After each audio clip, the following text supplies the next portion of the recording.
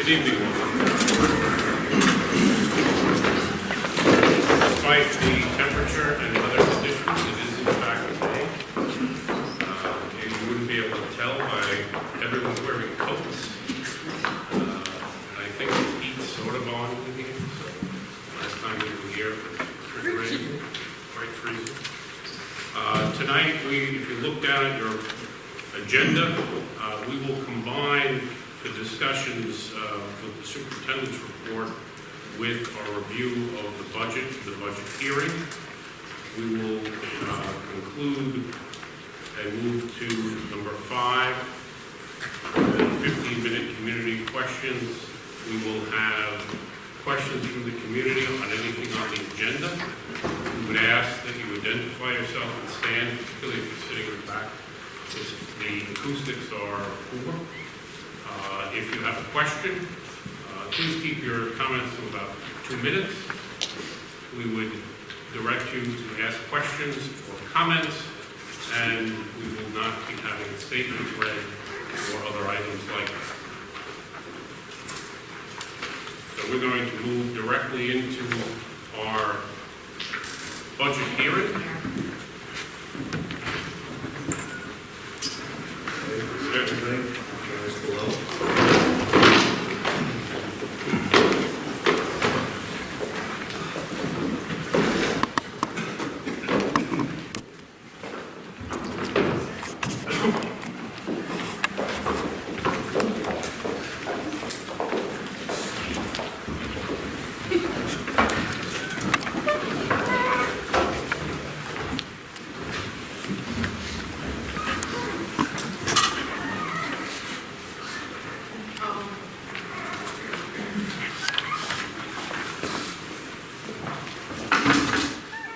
Good evening, everybody. I just feel like I'm back teaching again when all the kids sit in the back of the room and no one sits up here. That's my issue. Tonight, we have the budget hearing, and I'm going to go back to where we started in December when we first announced what you're going to hear about in January, February, March, and April. That was all the way back in December. Some of you were here at that time. Then the workshops started in January, and the workshops we told you would be estimates, guesstimates, and Linda historically has been just about right on the mark. And we waited for April, which is when we find out what our state aid is. We found out the retirement incentives, who accepted, who's leaving, who's not. Those became very firm last night. And the board voted in April to accept the budget, the total budget amount last month, April 14th, I believe it was. Now, did that mean everything was done on the budget? No. Some of the work fell over, rolled into May. Okay? But whatever work we did had to fit within that budget figure that we presented in April that the board voted on. Okay?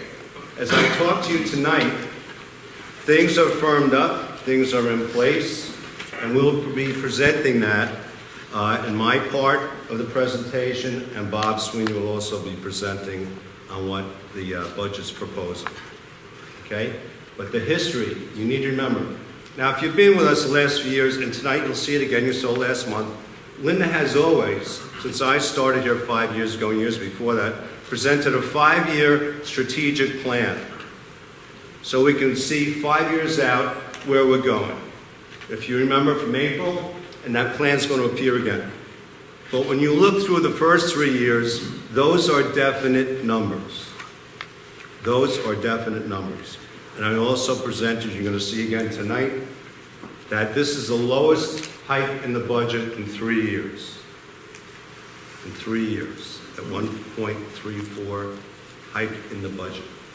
Now, when we get to the 3 years, 1920, now going forward, in the next 3, we're guessing again. So can you understand that? Estimates for the last few months, estimates going out on the 5-year plan.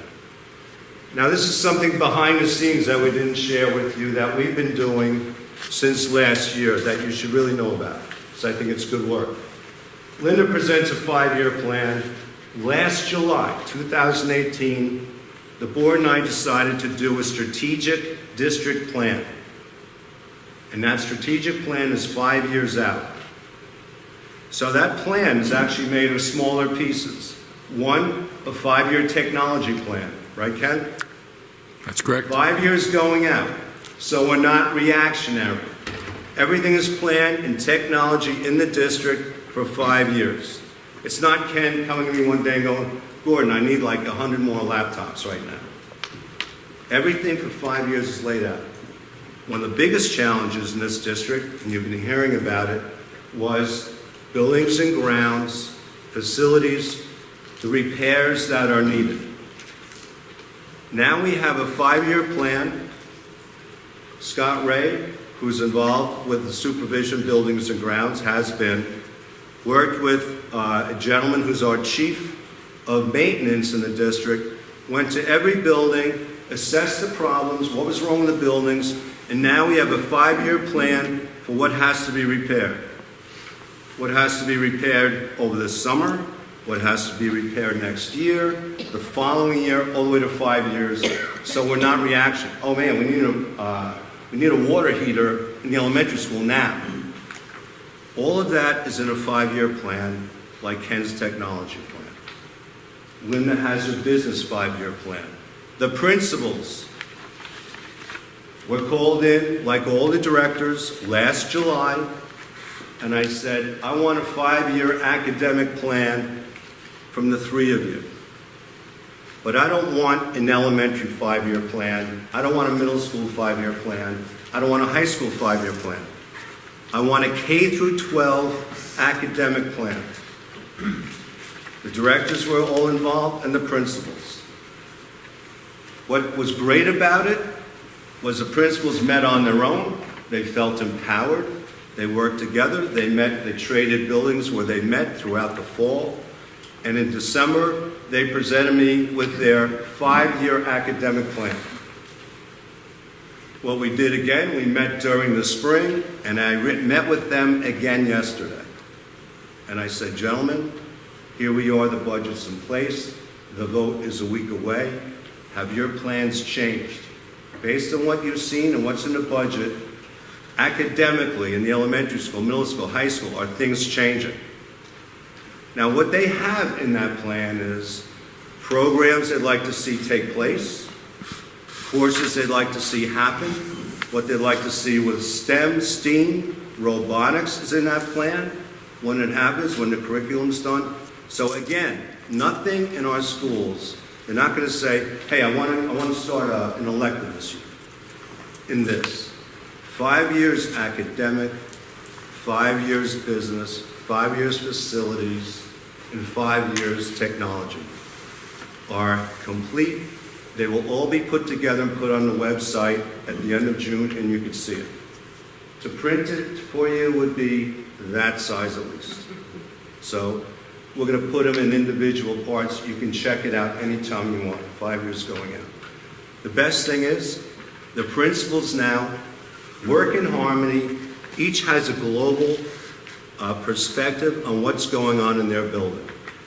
And after that, they see K through 12. Ken in technology always plans K through 12, but now he's laid out what's his priorities. What are our kids going to be doing? When are our kids going to go one-on-one on laptops? It's in his plan. Okay? When are we going to get these repairs done finally? Is it in year 2, year 3, year 5? And facilities, we need that. This building needs this. What's in the plan? When do we have it? When is it scheduled to be done? It's all set up. Now, all these plans, even the principals in the academic K through 12 plan, have to look at the budget plan. It has to work in harmony with the budget. The facilities plan, Ken's technology plan, have to work within the 5-year budget. Do you understand that?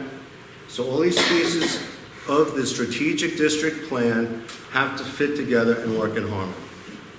We may love to do a lot of things, but it takes money. Do we have the money to do it? And Linda, right away at the end of the school year, will be working on next year's budget. what the principals are doing, we'll have what they'd like to do next year, so Linda's going to know that ahead of time. What do you want to do in your buildings? What do you think we need? What can happen? She'll check out what was spent this year, what wasn't spent. Where does our fund balance start going? Where are we at the end of the year? So, this was overdue, but it's healthy. The principals are empowered. They're doing it. Ken's helping me out. He's one of the busiest, hardworking men in this district, but he's putting up with me, and that 5-year plan will be done for your viewing pleasure and mine, and for the board. The board, by the way, got the progress on all these reports in January, at the end of January. They got the academic, they got the technology, partial, 3 out of 5. They got built facilities report, and of course they have Linda's. Now they'll get the complete and revised reports. Now these are living documents, obviously. Every year when you're all here, we do the budget. How do they affect all of these strategic plans? So what is the strategic plan? It's a tool, a guide to help us get to the district goals for the community and our students. It's our guide that we can live by for 5 years. And I'm feeling darn good about it. The board is feeling good about it. It was necessary. No more guesswork. No more reacting to things. Things are planned. And I think you'll see the work if you want to take the time. Look at them on the website when they're posted. The end of June, they will be there. Okay? So that was behind the scenes of what we're presenting tonight, and Linda's 5-year plan going forward. All of this stuff we're doing in that strategic plan has to work within the budget for the next 5 years. Okay? So that was behind the scenes in addition to this, what's been going on. Bob, you want to come up? Now, this is the opening of the strategic plan up here. This is just a piece. You'll see what adults have to do in the district, what's expected of them, what they must do. And again, this will be on the website. I won't spend a lot of time on it. And then you have, besides what the adults, the staff will do, administrators and teachers, what are the expectations of our students as we move forward? I'll just point out an example where I'd like to see a little more emphasis is on the last one. To have kids set and monitor personal learning goals in order to achieve academic mastery and personal growth. If you're a student, I should be able to say in the high school, I wonder what your goals are. What would you like to achieve when you get out of it? What's your focus? So yeah, we hold our teachers accountable to do these things, but what accountability, what high expectations do we have for our kids? So this is just part of what the strategic plan looks like, and this will all be on the website for you. But it's in existence, forming up, and I will be revisiting this every year.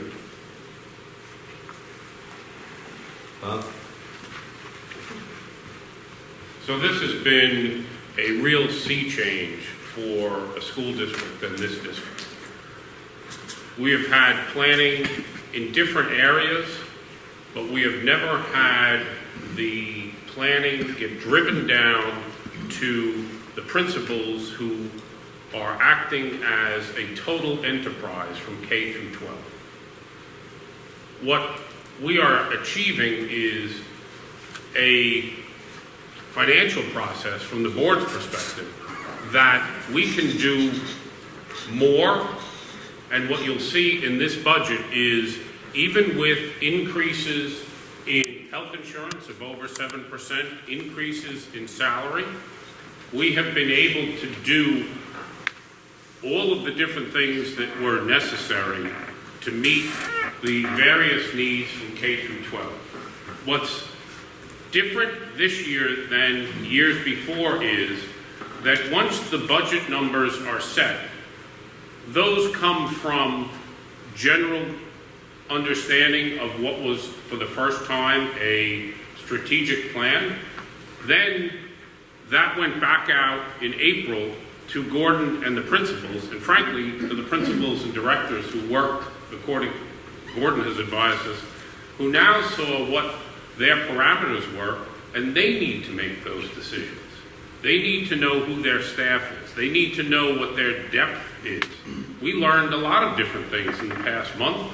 We learned about teachers who are also meteorologists on the side, adjunct professors who are teaching college-level cooking in Suffolk Community College. We learned a lot about their flexibility, which makes our district even stronger.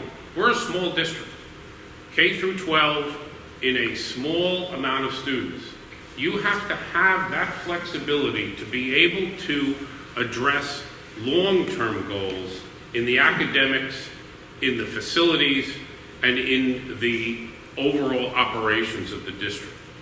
In a small district, you can't suddenly just, oh, let's go do this, or this we didn't do, so now let's pay attention to this. It has to be something that we know about. K through 12 is how we should approach everything. When we're buying textbooks, and the board is asked to authorize textbook purchases, well, the principals should be working together to say, well, the textbooks we're buying for grades 3, for example, will not conflict with the textbooks that are at the 6th grade. Let me give you a hint. That actually occurs. The classroom material is not the same, and you're teaching. I'm not a teacher, but even I could figure that out. When you look at it and you're trying to line up, particularly under the current curriculum, how it works. Now, the principals meet and they deal with it. So we, as a board, have the ability to get much more information so that we can make good financial decisions, good academic decisions that meet the community's needs. Also, to meet the community's needs with regards to tax increases. This is the lowest in 3 years with a 1.34 increase in our budget. It is not smoke and mirrors. When you plan, like in any business, when you plan it out properly over time, you are able to meet all of your expenses, all of your salaries, all of your compensation, and still do things. I find that a lot of these processes, people are making excuses. What didn't we get? What state aid didn't come in? I work in one way. I take the cards I was given, and I do the best I can with those cards, period. I don't look to what's going to happen, what could have happened. I don't live that way. I'm a trial attorney. I take what I'm given as my evidence, and I still have to be successful in that courtroom. That's what we have to apply here. We have to be successful. Our students have to be successful. So we've looked at buttons that I don't really know. Our strategic planning this year as a board came from our administrators. They're the experts. Educational foundations, development in K through 6, 7 and 8, and 9 through 12. Somewhat different in each building, in each grouping, but they're also working as all one. Some of the fundamentals. I go back in time. Remember the commercial when, at least when I was a kid, reading is fundamental? Well, reading is a huge issue. Reading is now how students learn. If you look at their homework, their math, it's not all numbers. It's a paragraph of writing. If they don't comprehend well, they're not going to do well on the written portions of mathematic problems. It's not just adding up numbers. You have to be able to comprehend and read well all the way along. We have had long discussions in the committees that the board holds, ELA and STEM committee, STEAM committee, about critical thinking and how we introduce STEM and STEAM into the curriculum, into the clubs, and how we can push that out through the different staff that we're hiring, the talents that they have, and their interests in how we can do this. STEAM has to be part of what all the different classes do. We have had a STEAM series of lessons based on physics and based on music taught in the music classes. We have had an entire session involving the arts and science, where our two directors have gotten together and created a program where the students are doing what, if you pull it all apart, is a STEAM lesson in art. And they're seeing these pieces in their day-to-day things. We have to, as a small district, continue to provide staff development. If you don't continuously educate your staff, give them the tools to learn, they become stagnant, they can't teach as well. Period. It doesn't matter if you take that into a law firm. We need to be able to provide strong development so that they can meet the needs of the future. If they're taught, they learn, they teach our students better. Provide further recruitment and flexibility of skills. This has been an ongoing process. When we are presented with applicants who are interested in joining Mount Sinai, there are a lot who would like to come here. This is a desirable district to work in and teach. We look at what's their flexibility, what different certifications do they have, how can they teach in different areas, what do they bring to the table across the board. We have been very successful in doing this. The administrators have to put in a great deal of time. We have recently had 2 science positions that we were interviewing for. Just in the cut for interviews were 40 different people. It was difficult. It's a very significant process that is expecting high excellence of these recruits that are coming to us, because now they can teach multiple classes. We look at and have asked in the strategic planning our existing staff, our retiring staff, how they teach our new staff, because many of our retirees built this building, built this operation. They have really put the foundation in and how they have allowed our students to excel. What are some of the things that the board has seen and continue to support and will support in this budget? Level literacy instruction supported in the elementary school and middle school. This has been an excellent addition to our current system. This is supported by our principals, our teachers, and our librarians. If you go into the libraries for a quick tour, you can see a level reading type setup now where our students know what books they can go to, and this encourages their enjoyment reading, not just textual reading or classroom reading. We are continuing to support our STEM and robotics in both the elementary school and middle school. Our technology teacher in the high school is also working in that direction. He was hired specifically with that in mind. He's a new teacher. He's developing curriculum along with the principal and assistant principal. He's working on writing a robotics course in the high school that will be part of the electives offered. I don't want to speak ill of what I used to call shop. Technology is now the direction we're going. In our strategic plan, as you were to look through it, you might not see a bandsaw. What you might see is a 3D printer. You may see whole different things going on. If you were to walk into one of these classrooms, they may look more like a science room that I grew up with than what we think of as a shop or technology class. That has to be what we do for the future, because our students are coming out and they have to compete. They have to compete in the college, they have to compete in careers, and in the workplace. We continue as a board to support our special education students, and we will be adding 2 teachers, consultant teacher directs. Previously, we were using a shared system. We are not. Grades 1 through 4 will be CTD teachers, and this will change how we approach this. This is something that we work very closely with our special education teachers, our special education director, and also our families in some of their commentary.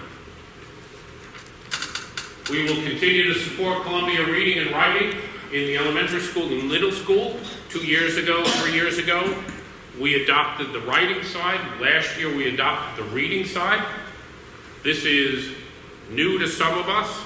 It may not be new to you guys who are teaching in other districts, but it's new to us, and we are just getting the benefits of this, and we have to continue to support this. This is not something that just happens for a little while, and then you move on to the next thing. This is a culture. This is a process. We are embedding STEM in the curriculum throughout all 3 buildings. Again, part of the strategic planning. How do we support the students in all of the curriculum? Strategic academic planning with an understanding of where STEM fits in, regardless of the type of course. STEM is part of Project Adventure. Before they're ever climbing out on the equipment out behind the high school, they're talking about pulleys and levers and balance. What's that all about? It's about STEM. We also are looking at additional electives that will be in the high school course offerings book this year. That's come directly from talent and skills that our staff has. And we are also looking at the safety and security and supporting that as a #1 priority at our property.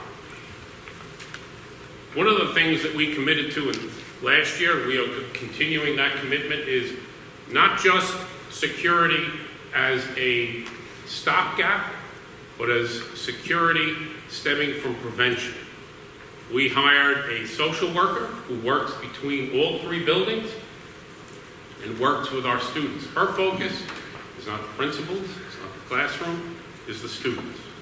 Mental health is about as high a priority as we should have, and that is something that she is charged with in dealing with all of our students in the buildings. We have achieved a great deal for this little district, and we continue to achieve. We have had the most athletic success in history this last year. We're a top achieving Suffolk County school district compared to every one of our neighbors. I would dare say, you stack us up against every school district, we're equal to or better. Oops. Student interest in fine arts and digital arts is at a record high. We have seen a huge increase in the students' interest in digital arts. We have made a big commitment to the digital art side and expanded the offerings in that area because the students want to do that. That's the way they want to work in the computer. They want to do graphic arts, they want to do digital arts. There's coding that goes on with the graphic and digital arts. We've had a record number of NISMA Gold and NISMA Gold with distinction participants and our bands and orchestra. I say that all with what our budget is. That's our budget. That's what we voted on last month. A quick primer on the budget. In December, Gordon and I both said we will be sitting and listening to presentations over the next 3 months of what opportunities there are. And I made it very clear in December, there are no decisions yet. We made a decision with regards to an expenditure budget in April, and that now gave the principals the opportunity to see what were the rails that they could work with what they have in their buildings and together. And that's what has gone on since April 14th. Frankly, yesterday evening, but certainly the last Friday, when we started to see the results of their recommendations and what we would be doing for next year. That's this year's budget. This is the total increase, 1.34. We also have another obligation to all of our community about taxes. And taxes are a real issue. We chose a path in Mount Sinai, many, many years ago, maybe before many of you ever lived here, that there wouldn't be significant commercial development. There was supposed to be a Home Depot where Heritage Park was. Before that, that was also going to be the new elementary school. The elementary school, there's two pieces of property. There used to be a Texaco gas station, and then there was empty property. That was potentially going to be a new elementary school. We made decisions, and I say we because every board should recognize that they are a continuation of the board before them. We're not in a place to point back. I wasn't here 20 years ago when they made those decisions. Those decisions that were made then, we live with now, but they may have been the smart decisions then. I hope that our decisions presently are the smart decisions 20 years from now. We remain within the tax cap, and that has been the watchword of our budget process for the past 8 years. What are our opportunities? Second grade, remember K through 12. There were multiple sections of our school from second grade on up that presented some challenges to our administrators, to our superintendent and our assistant superintendent. The recommendations are that we had committed to a priority of reading, writing, and this is really where the road meets the tire, and this is where it really comes to terms. We looked at not just class count, we looked at the curriculum, we looked at what's being taught, and what our priorities are. I'm a reader. Everything I do has to do with reading and writing. I am very worried about our students. I'm very worried about our society. In everything has to be 140 characters. Do we write? And when you write, do you write as a critical thinker? Do you write as an advocate? Do you know how to write as an advocate? How many of us proofread after we write down and get all our thoughts down and then go back to it and say, what was I thinking? And clean that up. I read various periodicals and newspapers. Maybe sometimes I don't really agree what they say, but I read it because they write very beautifully. And I learn to this day about how to write. It's so important, reading and writing, that second grade became a high priority from the principals to, now when we say principals, this isn't anymore the elementary school principal said this is a high priority. We speak in terms of the principals and directors offering a voice as one, what their opinions are, that are presented then to the superintendent, that then come to the board. And frankly, over the last month, that's been a great deal of information for us that we could make collaborative and deliberative decisions on these issues. We've added a section to second grade. We have continued to commit to the K through 5 reading initiative and Columbia Reading, the professional development that comes with that, the methods that come to that, and the curriculum, and how that is done. We have added special education teachers. We talked about that in terms of the CTDs. We have added a section in 5th grade. Why? There's a number of reasons. Once again, you're back to the basics of fundamental reading, writing, and the change that our students have to go through. There is more than just class count. 4th graders, if you simply took their section and moved them to 5th grade, that's how we've always done it in the past. Their section, their number of classes, just moves. Here's the problem. They're moving to a different building with different stresses, with what was the issue we said earlier? Well-being. I've been on record last year. I don't like that they moved to the 5th grade. I will remain a loud voice, I do have one, with regards to how do we get them back to the elementary school. They are elementary school kids. How do we, this year is the first year we've offered Columbia Reading at this level. And now we're going to turn around and not give them that opportunity. By adding a section, we address what are some of the issues. When you're a fifth grader, you're now being asked to switch classes. By the time you get to your next subject, how long do you think it takes to get them refocused? We're probably losing an hour in the day. As the time ticks away, we work in time frames, and the reading, math, all the subjects, there's only so much time in the day. This is what drives the decision to add a section, the decision to look at the student's well-being. That has to be a very important part of how we look at kids. They have a lot of stresses. I think, personally, we're making our kids grow up too fast. We're putting them in places, if you go back in time to what you learned in second grade, well, they're learning it in kindergarten. What we learned in fourth grade, what's the rush? What's the rush? What's wrong with just being a kid? What's wrong with some play? They'll learn. We all did. Let's keep that in mind as we go forward. We have some new faces. Come with me next year about this too, when we start talking about where the students are and their well-being and how we teach and how we read and how we write. It is kind of fundamental. Electives, AP and technology curriculum. I touched on a little bit of the technology and the AP side. We're looking at the different programs. Quietly, we're looking at also, we're a very big AP operation.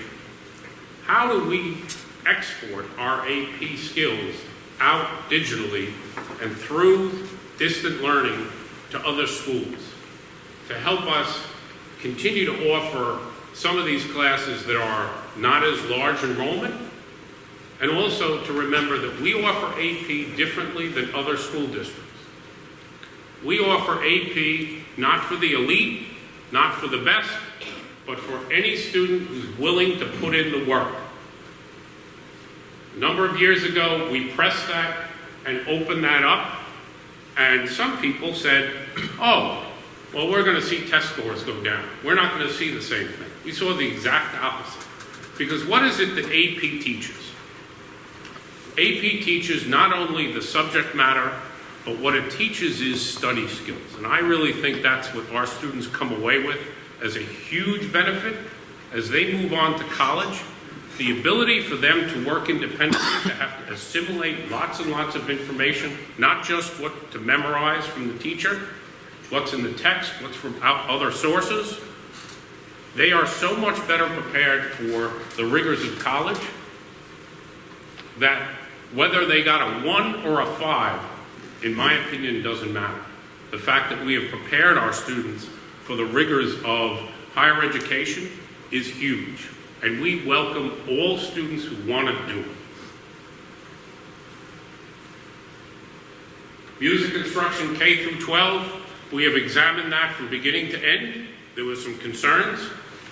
We have examined that overall. The current process, the current classes, the current lessons, the offerings, orchestra, band, remain the same.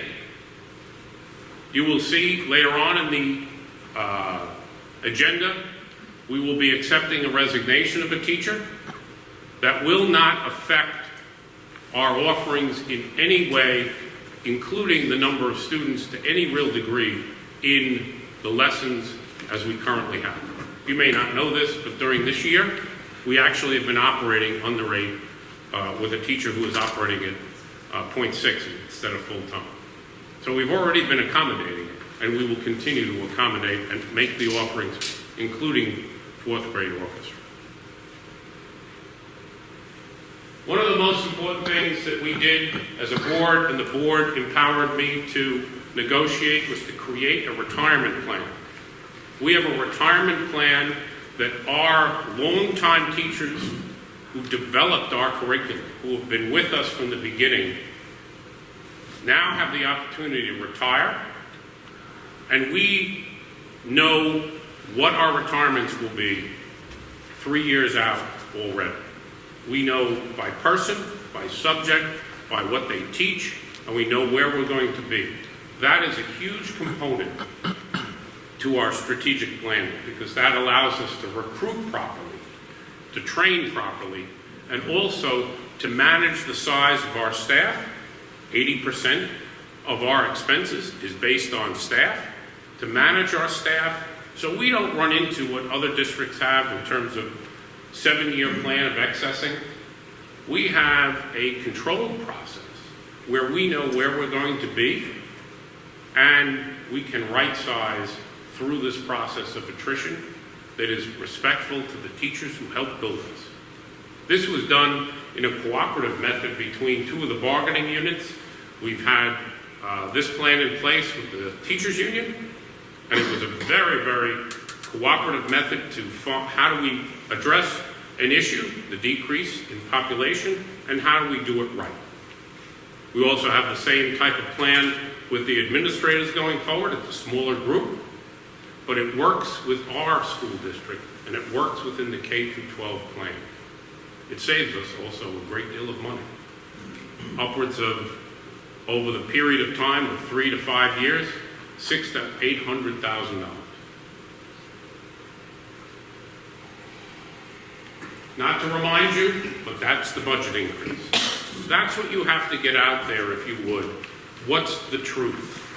What is not the false narrative on Facebook? What isn't correct in Facebook or your neighbors? What's the real thing? We're doing a lot. We're adding a lot. We're keeping a lot without a huge increase. Is it increasing? Yes. But if I were to run a business and you say to me that with 7 to 8% increase in insurance, that's part of compensation. If you were to say to me that with increase in staff cost, that's part of our expenses. If you were to say to me that we're putting aside, and I'm taking a little bit of your thunder later, $1.5 million into the capital reserve to do things in a planned method without taxing you for it, and yet with those numbers, we're under the cap, and it's 1.34. That's extraordinary. I believe that that's from strategic planning, not reactive planning. Thinking 2 and 3 and 4 years ahead.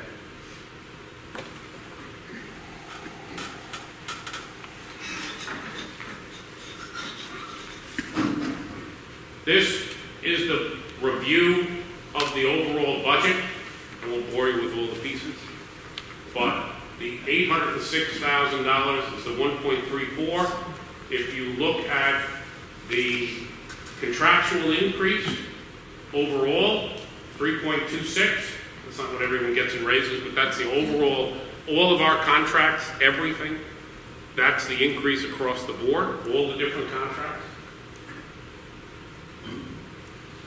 Employee benefits, CPI for busing, all of these things add up, but when you come down to the 1.34, that makes sense.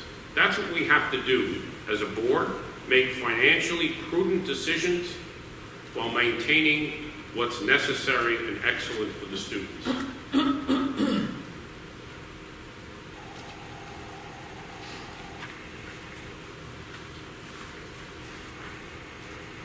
This reflects then, based on all the calculations, what you would actually see overall for the average assessment. It's $17. Some people, the average being, Mr. Kulik, you'll bear with me, that's the middle. Some people have higher assessments, some people have lower. Our tax rate and our tax levy within the cap, based on the state's calculations of what we submitted, allows us to have 2.168. That's a 1.34 increase in the budget. You've seen this, particularly for those who come every year. This is the foundation on which our strategic plan is built. We are able to look at all the way through 1920, 2021. If you notice here, for example, we're putting in 1.5, those are placekeepers. You look down here, capital reserve, this is what we're pulling out to do work that's necessary. This is our estimated fund balance. My little red light doesn't really work, you'll see it at the bottom. Where we will close at 4.7%. This reflects where we need to be. This reflects a sound financial status for the district. Separately, apart from this, we have gotten less aid. Don't believe what you read Newsday. We actually have less aid than we did last year. This reflects good financial planning that is connected to the necessary academic, operational, and staffing needs of the district. Gordon, you're up. Thanks, Bob. By the way, we're talking a lot about Columbia reading and writing. I do want to give necessary kudos. We have some folks through the Working Poor Chap or related to people working for Chap. We have people from Strong Wading River. Without those districts, when we visited, without them inspiring our teachers, it wouldn't be as successful as today. So I thank those people for helping us out. And according to our elementary principal and those who went over there, they saw some damn fine teaching. So thank you. I'm back again with this, but I'm doing it now, not at the beginning. It's extremely important to remember the capital projects do not cost you any additional money. They're coming out of fund balance. And Bob just showed you, if you saw what I was talking about earlier, the 3 years going out and guessing, that was at the 1.5, 1.5, 1.5. Wouldn't it be great if we could maintain programs next year and come in with an even lower hike in the budget than 1.34? That's our goal. But this money has already been set aside, and you've heard it before, but it's important to say it. How did we come up with all this? How did we reduce our fund balance? And what Bob didn't mention, what is, I have said before is, now that we're going to be down in our fund balance to 4.7, we are going to get a letter from New York State saying we're under financial stress, right, Linda? They say, you got to be down to 4%. Well, we're going to go there, and I'm going to get a letter that says, what are you doing? You're going down too low, but that's where you want us to be. That's not a real good area to be, 4% or lower. And so we have to watch that carefully. In 2017-18, as a review, the board decided to take out of your bank account the fund balance $5 million. What did we do with it? It's up there. And we consider some of that, you might think it's elaborate, you might think it's a luxury and not necessary, but you ask anybody in the school district, the superintendent, athletic director, hey, what do you think of our 15-year-old turf field that could be condemned any year we have no home games? That had to be done. Kids were getting injured out there. That was a risk. Bleachers that were never ADA compliant, that were put up in 1992. You don't want strong winds blowing, especially if you're sitting in the press box, which shakes a bit.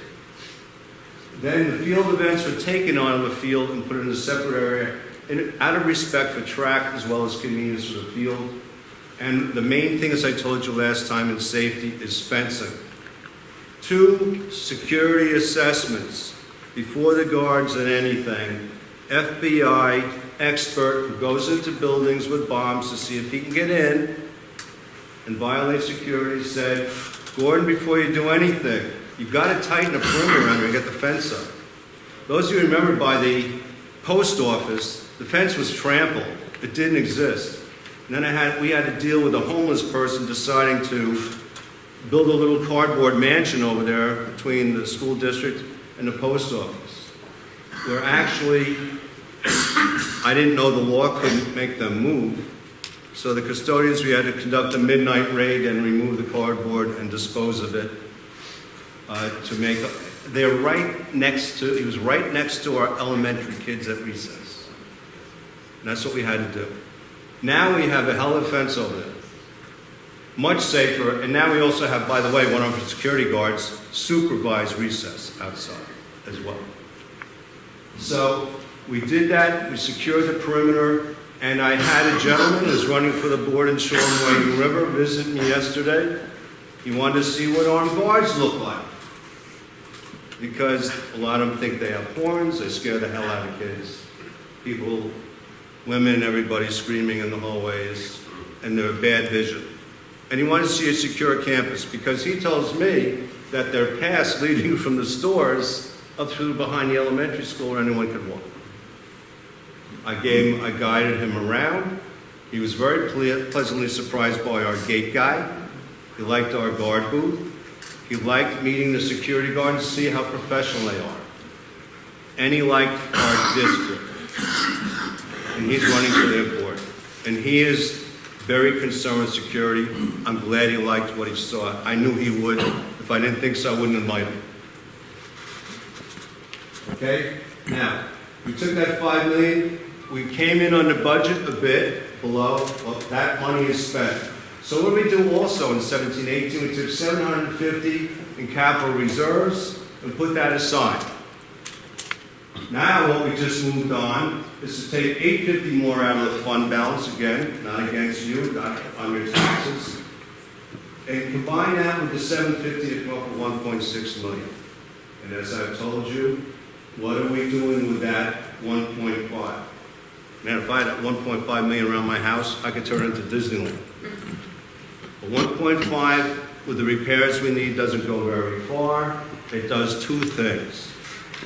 The HVAC system right here, above here, if this were a normal May, and not 45 degrees, we might not have had our meeting here tonight. Remember last year, we moved to the high school because of the heat. I'm hoping because we don't have that HVAC system that it remains cool for our kids. Because that HVAC system, not just the auditorium, all the classrooms around and the music classrooms are affected by that HVAC system. Last year, some of you might have had kids knowing we're dragging large fans into the school to help out. So that has to be replaced. And remember the high school roof. Under the $5 million, only 1/3 was fixed. This is only for the second third. The third one's still out there, not being repaired. So 1.5 million pays for two things. The board has the power to set the money in the reserve. You folks, next Tuesday, not just voting on the budget, but you have to vote on how we want to spend that money.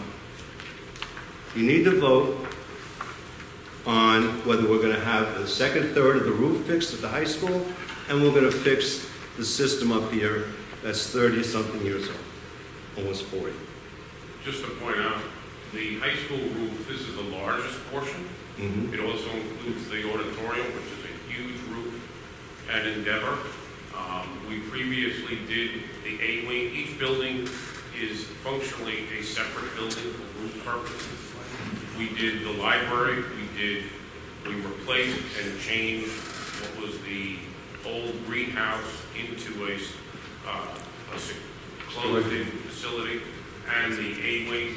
This is now the middle, including the auditorium. That's why it's so much more.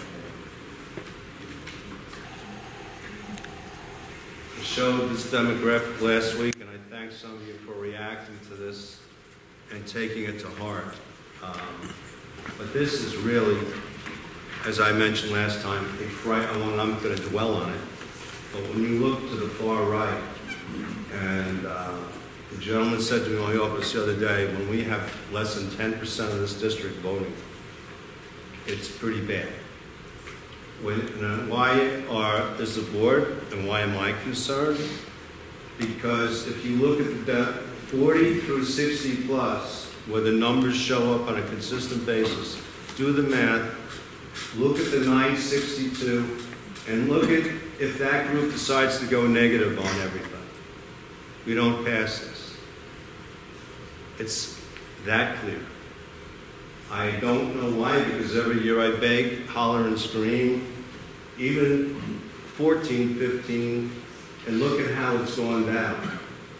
So are we going to be less than 960 this year? We're going to drop at that rate? God, that'd be frightening to get to 700, wouldn't it? Out of 10,000?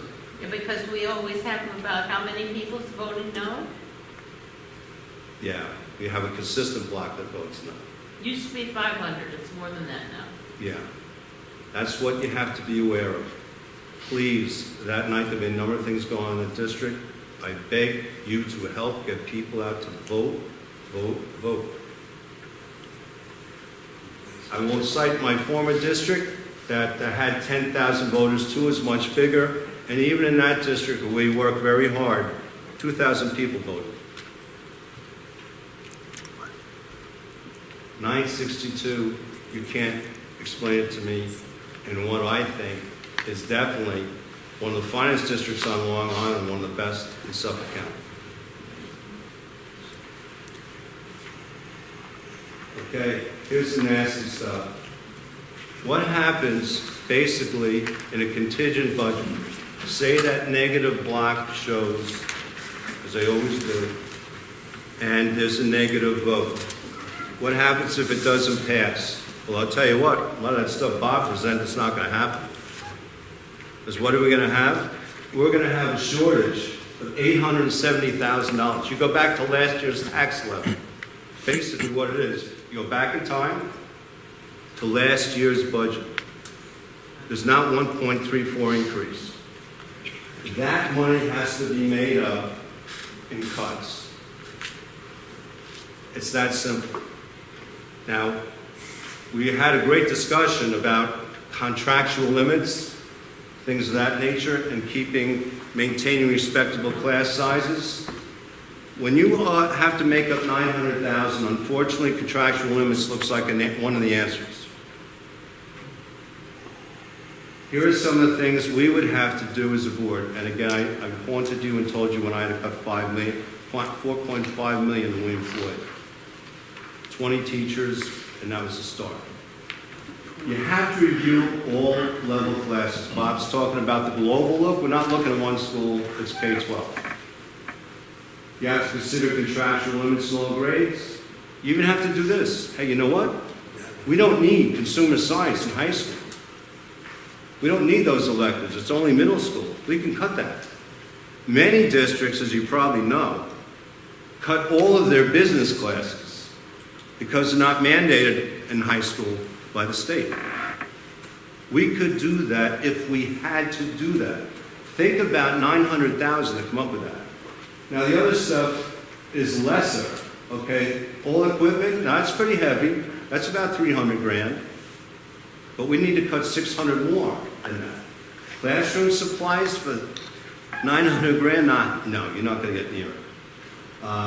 Elimination of some extracurricular activities, it doesn't even touch it. And reduce supplies for that, no. You're looking at the top stuff, which is something we don't want to think about, okay? Not when we work this hard, not when we know our community's this vested. This board has been this reflective. A lot of thinking going on in the last 4 weeks. We've come up with great answers. I would love to see all of that stuff Bob showed us happen. Not to be sacrificed due to a budget going down.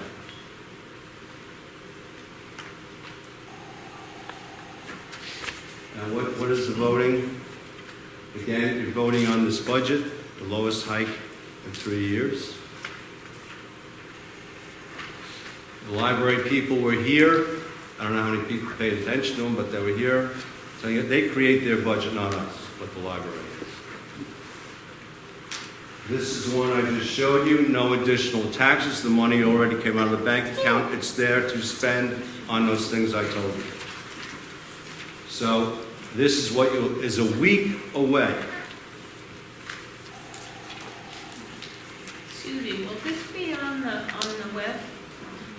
Yes, we always post these. Okay, so that's my presentation, and Bobby, we're going to wrap it up, but you really need to hear it. You need to help us, please. We've got to make the vote better than it's been, and we need your help. What we've done in the past, we have had the benefit of science fairs. We have the benefit of book fair that the PTO runs that brings out a lot of the kids because it's a buy one, get one free. You'll get lots of families to come and their shoot along right to the back gym in the evening. What's helpful to us is your voice. If you could pick up the phone, I'm not here to tell you how to vote. That's a personal choice. I'd like you to vote. If you could talk to your neighbors, talk to your friends, kids, parents in your play groups, clubs, things like that, and ask them, one, are they aware of the budget? You'll be surprised how many say, no. They've got mailings, this is out there, there's discussions of it. We need your help to put that out there. Why is the number going down? Frankly, I think it's complacency. I also think it is a symptom of very busy lives, and we're all stressed and pulled from pillar to post. Probably plenty of you in the room will leave well before dawn to get to work and come home quite late. There are those of you who, by the time you get home, may be sitting down just to pull together homework, get everyone squared away, baths, the whole bit. It takes a lot of time. We need to encourage people to support their community. Mount Sinai, why I moved here, why many of you are here, is this is our community. There may not be every piece of this budget you agree with every single thing, but I think in total, we have put together a plan this year as a budget, but a plan going forward that makes a great deal of sense and is a great support to our future and a prudent use. Take that to your neighbors. Ask them to come out to vote. The more people that come out, the more people that take a few minutes maybe to look at tonight's presentation, go back over time to the different presentations, look at the facts, not the spin, not the alternative facts that are out there. These are straightforward facts. These are what they are. These make sense. These are what we should do as a community to support our schools. And I can only ask, can you be an agent for us to get out there and get the vote out? It's not that hard. 6 a.m. to 9 p.m. There is time. The back gym will be secured during school. You won't be able to get in but for the back door. There will be an armed security guard there. Access is limited in the sense that he sits right outside the entry and you come and go to vote. After school, we open up all the doors and people can come. If someone is handicapped, they can park in the district parking. We'll have a special parking lot for them. We try to make it as easy as possible. I don't know if we should send buses to various neighborhoods and just have them sit outside with music, you know, come on, get on the bus. Can you get out the vote? That's the most important thing, if you could. How you vote is your personal choice. What your view of the budget is your personal choice based on your finances and how it affects you and your family. I respect that. I don't respect apathy. We need your help. I'll make my usual phone call, but unless I'm canceling school, not many people pay attention to me, so I'll do my best. Before we move into the rest of the meeting, let's take 15 minutes or so. Any particular questions on this material that you'd like to ask? Yes, ma'am. Is it fact or fiction, Facebook fiction, are you cutting kindergarten aides next year? Aides are being, because of the number of kids in the classes, they're no longer required. So how low are the classes? Oh, 20. 20? And what happens if we continue to see a growth in the population over the summer? Then that would drive how we would address aides in the classroom. So you have to have, is it 23? Didn't you say it's based on need? And what's his average size? Yeah. 20? Yeah. Yes, at 20 or 9%. But We have they're based on need. Anything else? Let me just go to Lisa. Oh, I just wanted to know, I have a lot of friends who don't have children in the district anymore, and a lot of them have been asking if there are going to be mailers reminding them of the vote. Yes. They do a full district by all the addresses to everyone. That goes out with some of the highlights from tonight. And I don't know if it references the website production, but it will be on the website as well. It's probably on our Facebook page. Yes, sir. Gordon, you said you had a strategic plan, 5 years. Is this the first time that you guys are implementing this as opposed to a reaction plan? We've always had a 5-year financial plan, and my opinion is that that's one dimension, and this year, the board asked Gordon, and Gordon brought to the administrators a comprehensive 5-year plan that covers everything from maintenance to academics and everything in between. So in order for that 5-year plan to work, each year feeds off the last year. So next year... Pretty much, yes. Right. So what happens if, you know, in a perfect world, that would be great. But what happens if something happens and that plan doesn't go as well as you guys thought? Do you have a plan B to follow? Every plan in my business, I'd like to say I can predict everything, and that never happens. Correct. These are broad enough brush plans that there is flexibility within them to address how things change. You know, we don't know, next December, the state comes down with a new mandate, we're now going to be doing something different. We experienced that a number of years ago where we now had Common Core, and the textbooks in New York did not accommodate Common Core in each grade in sequence. And we had to address that with a training process, and we could. The budget that we have allows for evolution, and it's a living document. It is not if this was a manual where on page 17 you will do the following, that's not really a strategic plan. That's just a manual to do things. But if something like that, Bob, happened, would it throw this plan off? No. No? Okay. No. You always have to be ready for the notice. Okay. And Yeah. one other question, the $5 million that we took out, you got, however it got allocated, there's 1.5 million? left. And you said you No, only did the 1/3. $5 million was voted on by the community last May Yeah. to use as a capital project. The Correct. community voted on that. This year, there is 1.5. some money left in the capital reserve. As we have learned, I do it in my own business, we prepare for eventualities going forward. We put money aside. This year, we're going to be looking for the community to pull out $1.5 million to address 2 large projects. And we will still have some money left, and we will look in the future to put additional money into the capital And one of those reserve. projects is the roof in the high school. and Roof in the high HVAC school and system. the HVAC system here. So Gordon, last year, when that was taking place, was the roof bad last year too? The high school roof has So been why bad for did a we few only years. fix 1/3 of it and not the whole thing where the kids are standing? It's Well, really- it's a misunderstanding really of expensive. how this works. There are 3 separate buildings at the high school. If you look at it, go to Google Maps and take a look at it. The A wing had leaks.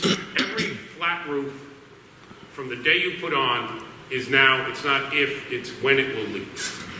We repair our roof every year, all of the roofs, particularly on the high school, because it's a flat roof. It's not a peak roof like the elementary school. We repair it every year. There comes a point where it is more cost effective to replace it. The last wing is, while there may be need for some spot repair, we are at the edge of the life of that roof, but it is in okay shape.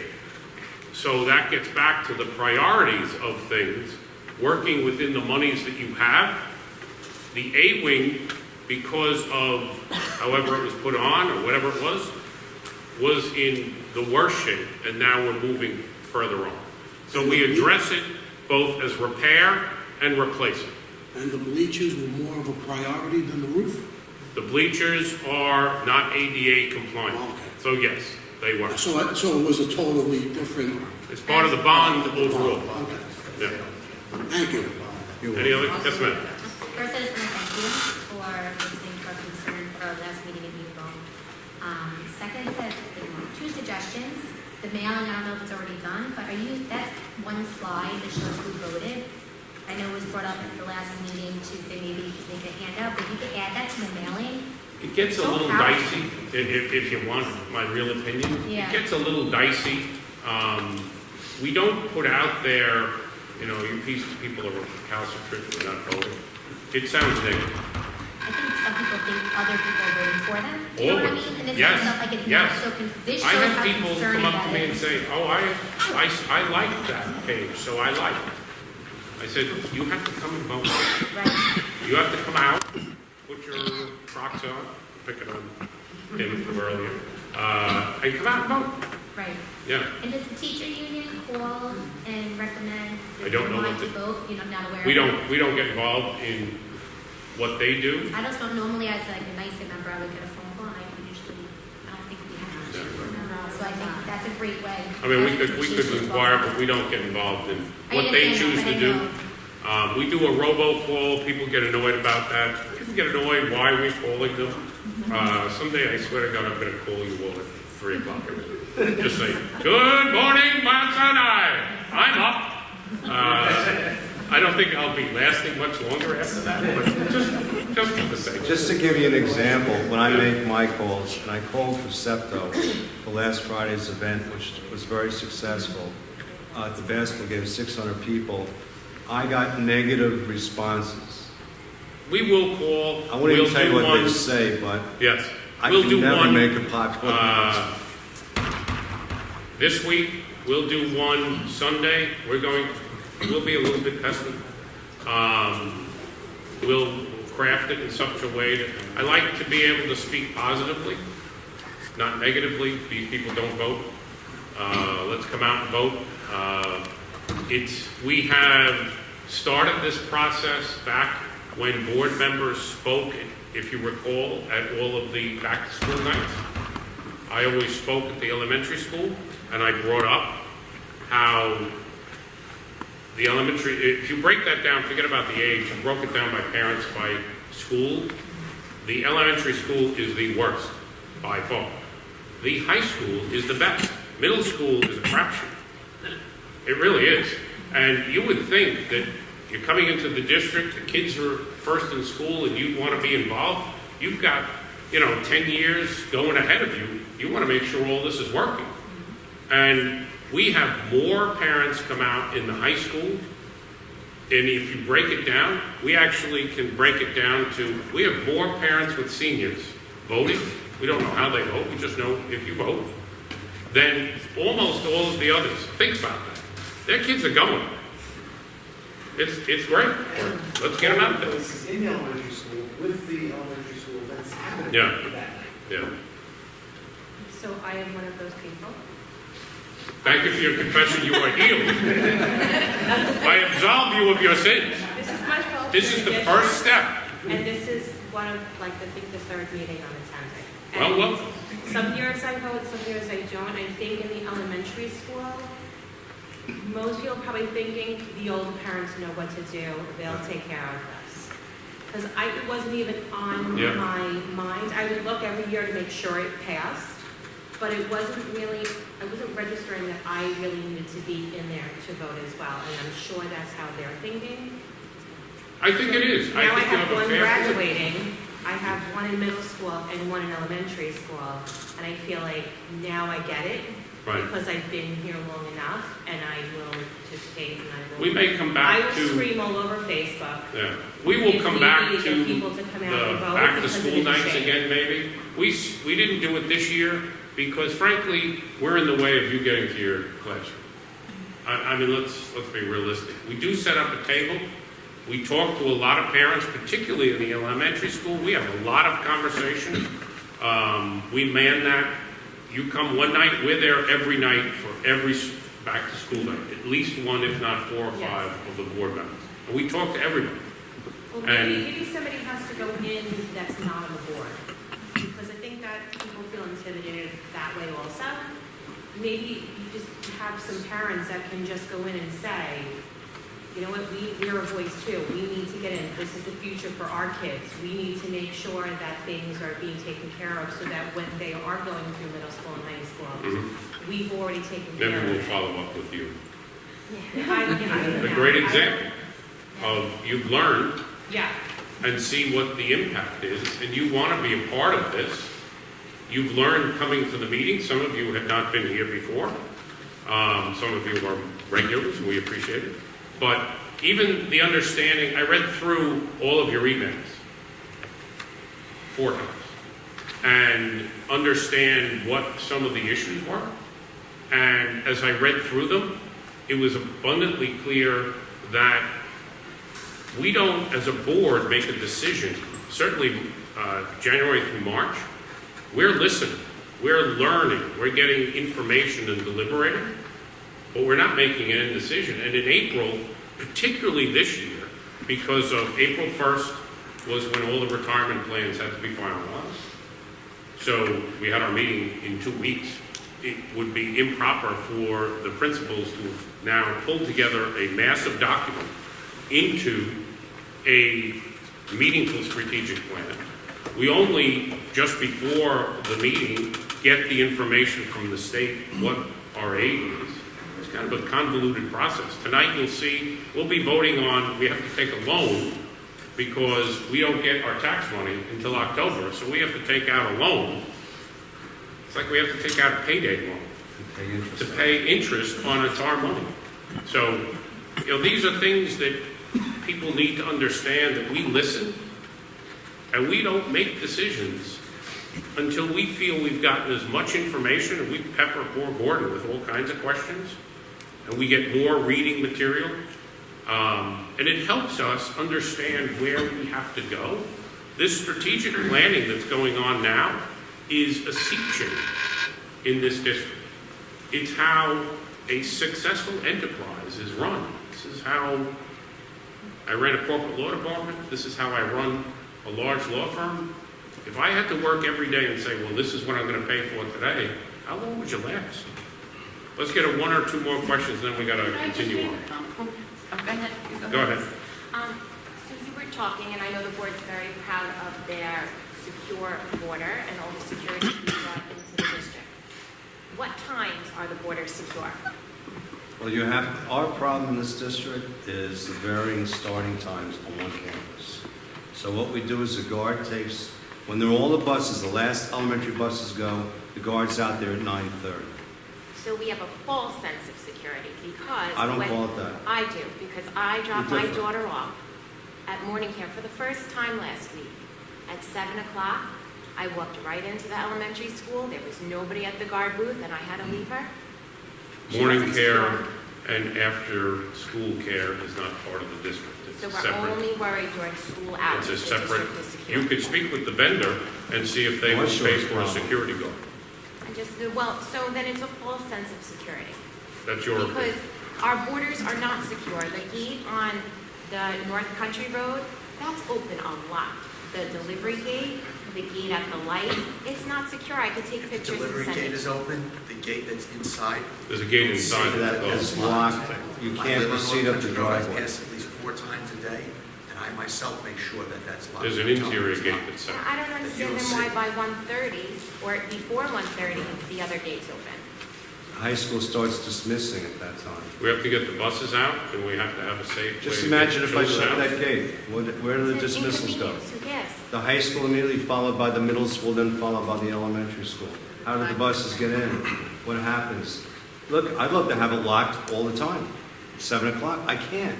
Now with everything happening, a lot of times you would see that North Country Road gate open. We had a lot of construction going on, including fixing the sign, drop-offs of equipment, and I'll grant that, but we're on it. I had a Well, we also person have- remind me about the Bedoni gate.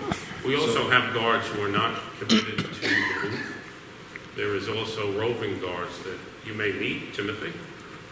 He is out there with the buses when the gates are open. So we have guards on the fields. We have guard who, in the nice weather, will be out when the students are out on behind the elementary school and middle school for recess. So we feel that we've done a pretty good job. Yes, ma'am. I was just going to contribute to the earlier discussion. I went to 3 music concerts in a row between the middle school and the 2 elementary. Yes, I did go to both. And never was there any mention of the budget vote, and that would have been such a great time for whoever, was speaking before the event to say, please come out and vote for these wonderful programs like music. And, it would have been a good time for them to do that. So in the We've future, done that in the past, and I agree with you. We'll ask you to... I almost wanted to stand up and just say, You're good. As long as you don't yell fire, you can... crazy. We're going to move up to the top. Well, I just want to make a suggestion. Yes. I always email all of my friends who live in Mount Sinai about the vote and the budget. And I just recently sent mine out. I took one of those fancy stationeries so that maybe they would read it. And I've gotten some comments back. So if you, just individually, take your email list for Mount Sinai and send out a reminder. I mean, that's better than nothing. And, and maybe send them another one the day before. But, we all have to do what we can do to get them to come.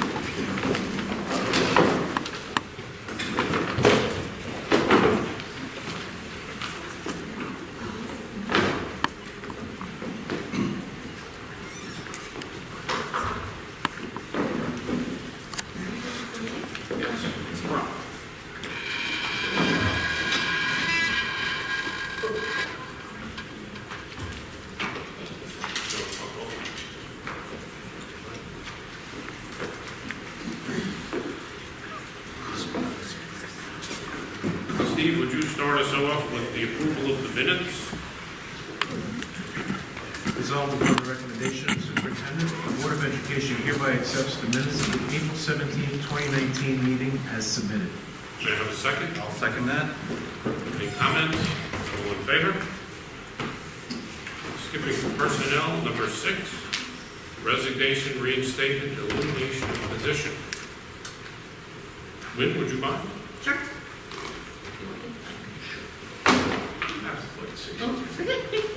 Now I can do. Number 1, resignation, clerk stipend. Resolved upon the recommendation of the superintendent, the Board of Education hereby accepts the resignation of Judith Barber, part-time clerk, effective August 1st, 2019. Thank you, Steve. Any comments? All in favor? Want me to know? Do number 2. School District A, resolved upon the recommendation of the superintendent, the Board of Education hereby accepts the resignation of Judith Barber, part-time, it was typist, I'm sorry. I'm having one of those days. School District A, resolved upon the recommendation of the superintendent, the Board of Education hereby reinstates Barbara Wright, School District A, to a 2.5-hour position effective May 20th, 2019. May I have a second? I second. Thank you. Any comments? All in favor? I can screw up a minute. Yeah, if you could Sure, scroll why not? next, right? Okay. Elimination of a full-time position. Resolved upon the recommendation of the superintendent, the Board of Education hereby moves that one full-time position in the tenured area of music will be eliminated July 1st, 2019. And it is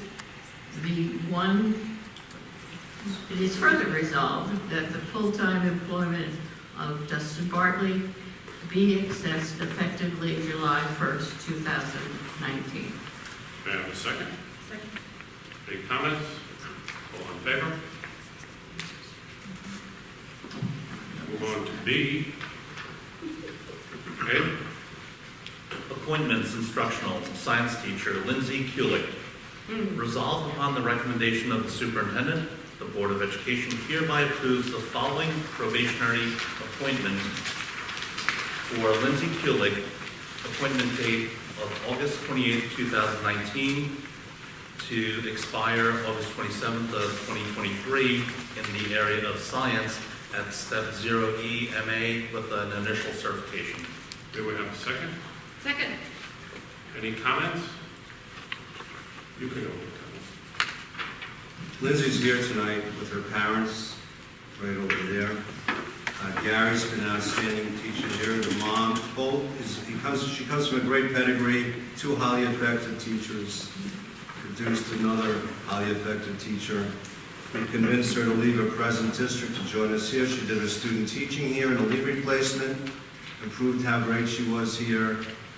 We're happy she found a nice home in William Floyd, but she proved very effective there. I don't want to see her go. She fits our strategic plan, both science teachers do. She's certed in bio. She plans to finish her cert in chemistry, but she also has her TESOL cert, so working with ELL learners. Plus she also has an extension to teach general science in the middle school if we need her there. So you can see we're trying to hire multi-purpose people who can not just work in one location with one cert. And she fits that well and will serve our district and well in the next few years. So thank you, Lindsay, for joining us. All in favor?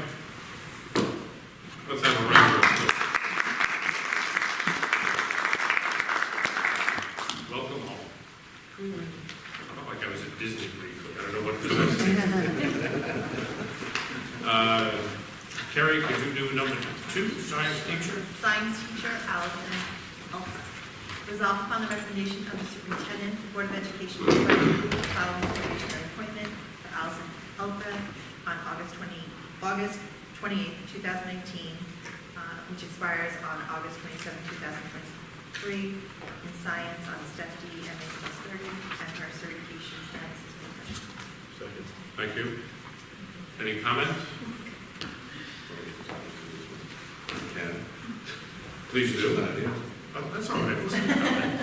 Before he cuts me off, I'll speak quickly about this young lady. She's in Boston right now. She has 6 years teaching experience. She's taught in a gifted and talented high school.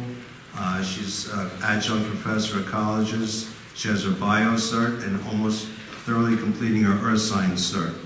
So again, a valuable person, fitting the district's strategic plan. We have 2 great new additions to our science department. Okay, good done. All in favor? And Anne Marie, number 3. Substitute teacher, resolved upon the recommendation of the superintendent, the Board of Education hereby approves the following appointment. Riley McHugh, appointment date May 13, 2019, as a substitute teacher, compensation $111 a day. May I have a second? Thank you, Lynn. Any comments? All in favor? C. Pete? 1920 coaches? C, 2019-2020 coaches, resolved upon the recommendation of the superintendent, the Board of Education hereby approves the following appointments as listed here. I'll second that. Thank you. Any comments? All in favor?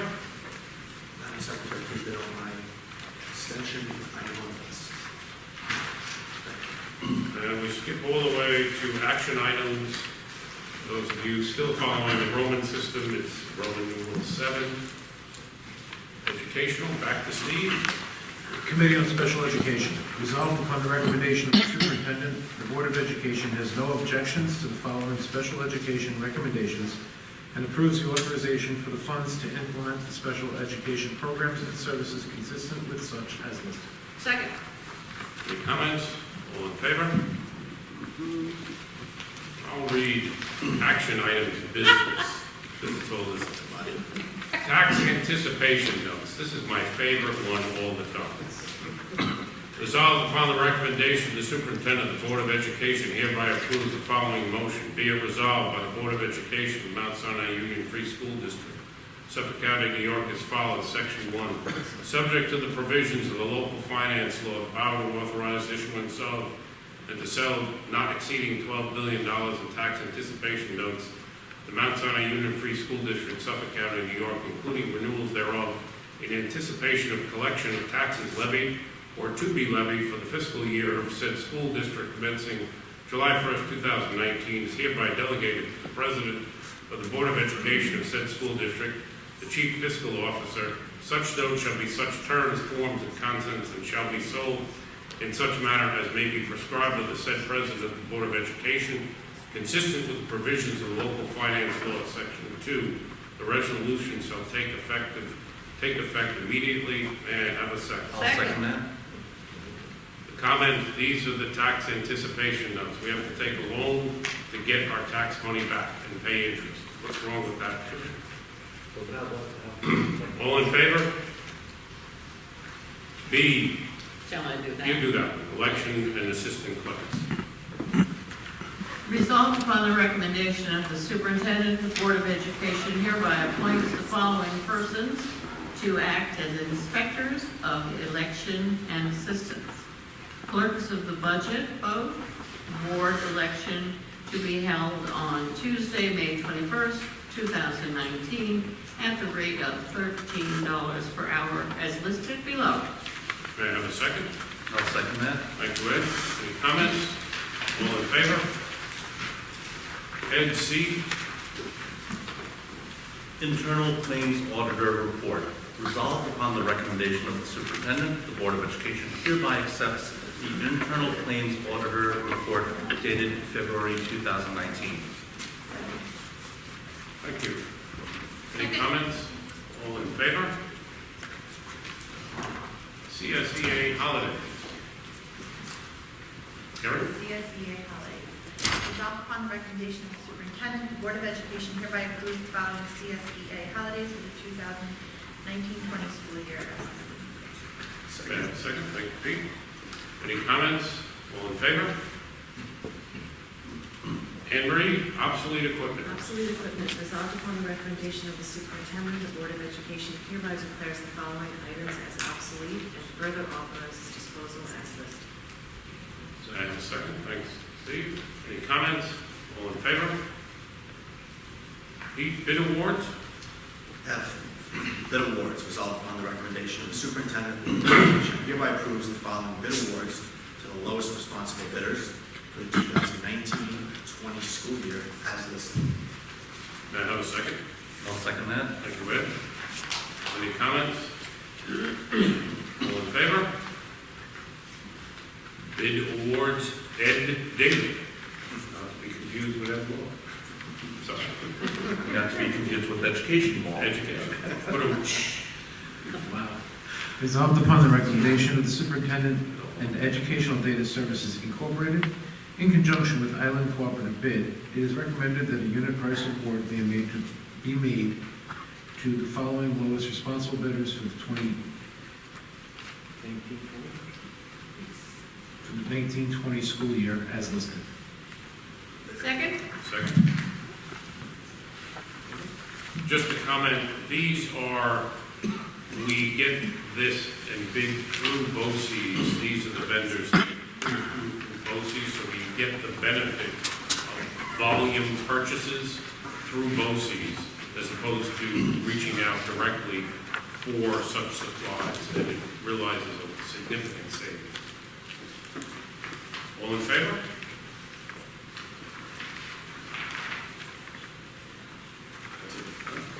Any other questions? Hi. At a previous Board of Ed meeting, you said that when positions were being considered to be accessed, that letters were sent out to staff informing them of that. How many letters were sent out this year? We can't answer. You can't answer that. Okay. Yes, sir. At the last meeting, I asked about the status of the elementary school roof and the current leaks and what was being done about them. What's the update? I don't have an update. They call the company, they fix them as they have them. I'll have to see where it is on our strategic plan. We also have some leaks in district office. It's, that roof may still be under warranty. my time when we first did it. And we're gonna have to check that out in terms of the warrant. Yeah, I know there was at least one staff injury as a result of the leaks, and I wouldn't want any other staff or students to be injured from slipping on the wetness. Nor would we. Was that? Nor would we. Okay. Any other questions tonight? Thank you all for coming. What is the mantra as we leave? Motion to adjourn. Not yet, not yet. Vote. Motion to adjourn. So moved. All in favor? Thank you all. Hey, Gary.